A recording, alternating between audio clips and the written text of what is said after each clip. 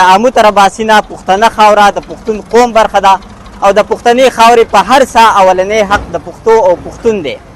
قدرمنو دا یاد ساتئ چې په پښتنه خاوره یو ګوند او یو پارټي هم داسې نشته چې په جارې دا غږ پورته کړی. نو خپلواک پښتونستان غورځنګ اولنی او واحد داسې تنظیم دی چې په جارې دا غږ پورته کړی دی. خپلواک پښتونستان غورځنګ په پښتنه خاوره د پښتو او پښتون اولنی حق ثابتول غواړي. څنګه چې په تاجکستان کې اولنی حق د تاجکو دی، په ازبکستان کې د ازبکو دی، په ایران کې د فارسیانو دی، په پنجاب کې د پنجابیانو دی، په سند کې د سندیانو دی. همدغه شان د هر قوم په خاوره اولنی حق د هغه قوم ثابت دی. نو مونږ هم په پښتنه خاوره د پښتو او پښتون اولنی حق ثابتول غواړو. مونږ په پښتنه خاوره په ټولو وسایلو اولنی حق د پښتنو ثابتول غواړو. لکه که اوس تاسو وګورئ بجلی زمونږ ده، خرچه پې زیات نه زیات 15 روپۍ راځي. ولې؟ ځکه چې دا بجلی د اوبو بجلی ده، خو کارخانې په پنجاب کې دي. نو پنجاب یې ماله یونټ په 80 روپۍ راکوي. بل اړخ ته که وګورئ نو ګیس د پښتنې خاورې او د بلوچستان د خاورې دی، نو کارخانې په پنجاب کې دي. همدغه شان ټول وسایل د پښتنې خاورې دي، خو آباد په پنجاب دی.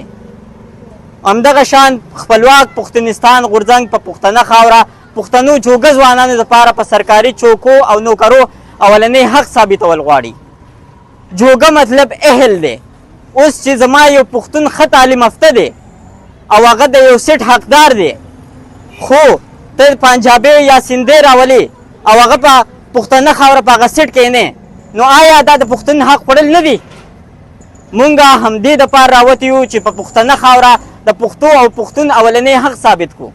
قدرمنو دا هم یاد ساتئ چې خپلواک پښتونستان غورځنګ په پښتنه خاوره د پښتو ژبې اولنی حق ثابتول غواړي.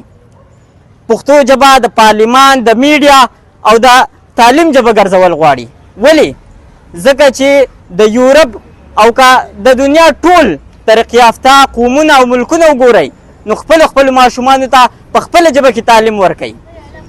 ساینس هم وایي چې ماشوم ته په هغه ژبه کې تعلیم ورکړه په کومه ژبه کې چې دی خوب ویني، کومه چې د ډي ان اے ژبه ده. خو زمونږ فکري غلامان مونږ ته په خپله خاوره په پردۍ ژبه کې تعلیم راکوي. مونږ تل تر تله خپل غلامان ساتل غواړي. نو همدې دپاره مونږ راوتي یو پښتنو کې هغه آګاهي خورو او تاسو ته خواست کوو چې د خپلواک پښتونستان غورځنګ ملګرتیا وکړئ چې د پنجاب د دې غاصبیت خلاف راپاسو. ډېره مننه. الله مو تل خوشحاله او باد لره. والسلام.